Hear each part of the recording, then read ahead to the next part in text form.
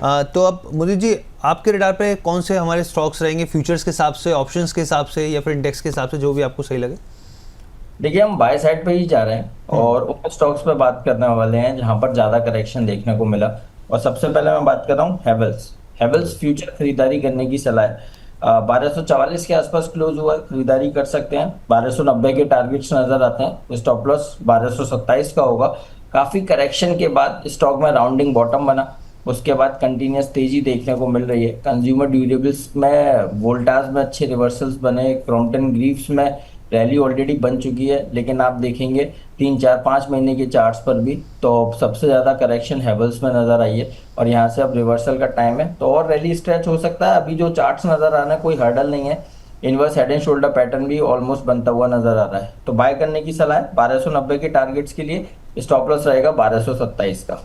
इसके ठीक है बाद जी। दूसरा स्टॉक है, ऑप्शन के जरिए पोजीशन बनानी है, that is Apollo tube, APL Apollo tubes. अच्छा। एपीएल अपोलो को लॉन्ग करने की सलाह है। और इसमें 1840 का कॉल ऑप्शन खरीदना है, जो 75 पर ट्रेड होता हुआ नजर आ रहा है। एपीएल अपोलो ट्यूब्स 1840 का कॉल ऑप्शन खरीदना है, जो 75 पर ट्रेड हो रहा है। बाय करके चलेंगे। 100 के टारगेट्स के लिए स्टॉप लॉस रहेगा 67 का। इसमें भी राउंडिंग बॉटम के बाद बाइंग बनी है। और कल 200 डेमा का ब्रेकआउट देखने को मिला है डेली चार्ट्स पर। तो अब रैली और स्ट्रेच हो सकती है, नो डाउट। आज का हो सकता है ओपनिंग नोट पे कुछ डिप देखने को मिले, but that would be consider as buying opportunity. Stock specific action तो डेफिनेटली रहेगा ही रहेगा। तो 1840 का कॉल 75 पे खरीदना है, 100 रुपए के टारगेट्स के लिए। स्टॉप लॉस आएगा 67 का। और डिस्क्लेमर है, ये स्टॉक का ऑप्शन हमने अपने क्लाइंट्स को भी रिकमेंड किया हुआ है, तो हो सकता है वहां पर भी पोजीशन हो। ठीक है, तो दो यहाँ पर पिक निकल के आई, एक फ्यूचर के हिसाब से, एक ऑप्शन के हिसाब से। आपके सामने देखिए, ऑप्शन के हिसाब से एपीएल अपोलो ट्यूब्स हैं यहाँ पर, और 1840 के कॉल यहाँ पर दी गई है। यहाँ पे एंट्री आपको 75 के भाव पे करनी है यहाँ पे। और आपके सामने स्क्रीन पर जो है वो टारगेट्स थे वो अभी शो किए गए हैं। अगर हम फ्यूचर्स के हिसाब से आएंगे यहाँ पर, तो देखिए फ्यूचर्स के, अगस्त फ्यूचर्स के हिसाब से हेवल्स में आपको खरीदारी करने की सलाह दी जा रही है। यहाँ पर टारगेट्स 1290, स्टॉप लॉस 1227 के आसपास का है यहाँ पर। हर्ष अब जी, हर्ष जी, जी। मैं थोड़ा सा बस एक चीज यहाँ पे क्लियर करना चाहता जी। हूँ। जब मैं यहाँ पर ऑप्शन का कॉल देता हूँ, बहुत सारे मेरे पास व्हाट्सएप पे मैसेज आते हैं कि सर आप इन द मनी कॉल पर जाते हैं और वो बहुत कॉस्टली रहती है।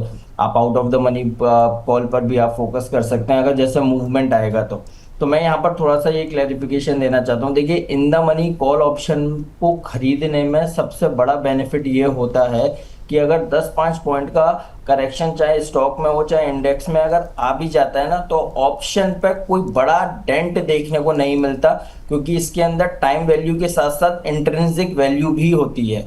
और आउट ऑफ द मनी पे अगर हम जाते हैं तो चांसेस ये रहते हैं उसमें 100% टाइम वैल्यू होती है। तो वहां पर अगर वो ऑप्शन में अगर अगर प्राइस में अंडरलाइन वैल्यू में अगर 10 पॉइंट या 20 पॉइंट का भी करेक्शन आया, तो वहां पर टाइम वैल्यू बहुत तेजी से डिके होता है।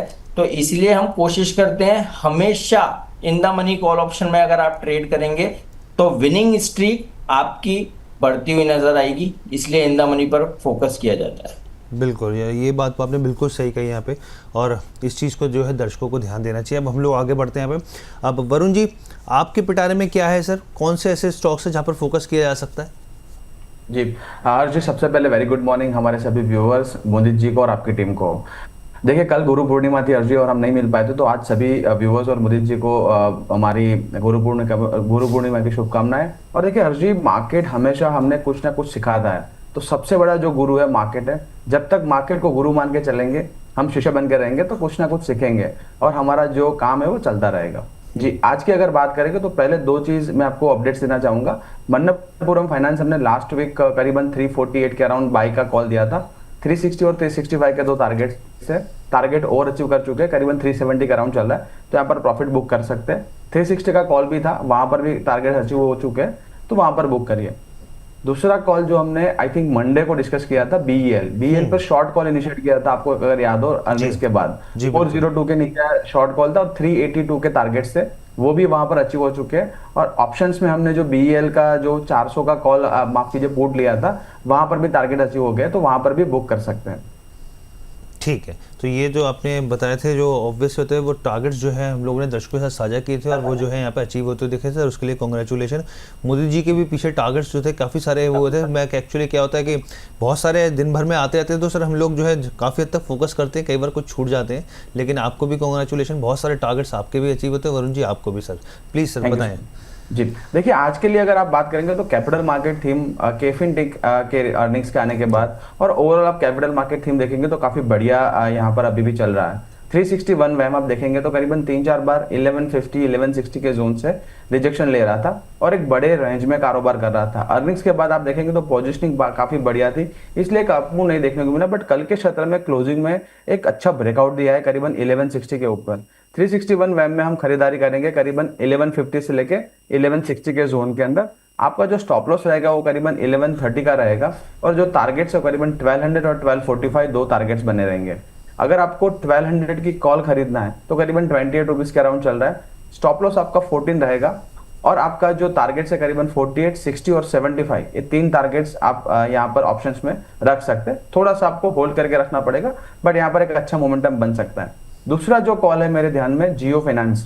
जियो फाइनेंस को आपको याद हो और अर्निंग्स के बाद 250 के लेवल्स बने थे, फिर एक स्टॉक में बड़ी गिरावट आई थी। सपोर्ट जोन से कल के सत्र में एक शार्प अपमूव आया था और करीबन जो हर्डल है उसी जोन में एक अच्छी क्लोजिंग दी है। हमें लग रहा है कि यहाँ पर एक अच्छा मोमेंटम बन सकता है। जियो फाइनेंस का अगस्त फ्यूचर आपको खरीदना है 247 से लेकर 250 के बीच के अंदर।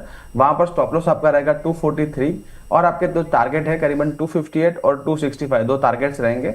अगर आपको ऑप्शंस में बाय करना है तो करीबन 255 का कॉल आप बाय कर सकते हैं, करीबन 540 के अराउंड चल रहा है। अगर कोई गिरावट आती है तो 4 रुपए तक आप खरीद सकते हैं। यहाँ पर आपका स्टॉप लॉस 2 रुपए का रहेगा, 2 रुपए के नीचे। टारगेट जो रहेंगे करीबन 9.50 और 12 रुपीज और 15 रुपीज, तीन टारगेट बन सकते हैं। चलिए, तो दो जगह जानकारी आपको निकल के आ गई, 361 को लेकर, एक जियो फाइनेंस को लेकर। कल शानदार मूव देखने को मिला था जियो फाइनेंस में। यहाँ पर आपके सामने कॉल 255 की कॉल है, यहाँ पे एंट्री के भाव है, यहाँ पर खरीदारी की जो सलाह दी जा रही है और स्टॉप लॉस लगाना ना भूलें और साथ ही टारगेट्स जो है वो दिए जा रहे हैं। तो ये जो एक अपडेट है हर्ष जी, देखिए हेवल्स पर भी हमारी मंडे को बाय थी और मोदी जी ने भी आज बाय का रेकमेंड कर दिया। तो देखिए डबल इंजन कॉल है, डबल इंजन सरकार है, तो यहाँ पर मूवमेंट बड़ा आ सकता है। ठीक है, तो यहाँ पर देखिए ये जानकारी जो है हमारे देखिए मोदी जी ने भी दी थी और यहाँ पर जो है मोदी जी की तरफ से भी निकल के आया और इससे पहले वरुण जी की तरफ से भी दी गई थी। तो ये ओवरऑल आपके सामने 4 पिक्स हम लोगों ने रख दिए यहाँ पे। और सर ईएमएस स्पेस में भी कुछ मजबूती आपको दिख रही है यहाँ पे, क्योंकि कल हम लोगों ने देखा था एक अच्छी मजबूती थी, वहाँ से भी कुछ और पिक आपको लग रहा है कि हो सकता है? जी बिल्कुल, यहाँ पर देखिए हर्ष जी ईएमएस स्पेस में काफी बढ़िया ब्रेकआउट्स आ रहे हैं। अपार्ट फ्रॉम डिक्सन आप देखेंगे तो केन्स एक काफी बड़े रेंज में कारोबार कर रहा था, करीबन 3100 से लेकर 3450 के जोन में। वहां पर काफी बड़ा क्रॉसओवर आया है। अब यहाँ पर देखिए काफी बड़ी अपमूव आई थी कल के सेशन में, तो करीबन 12%।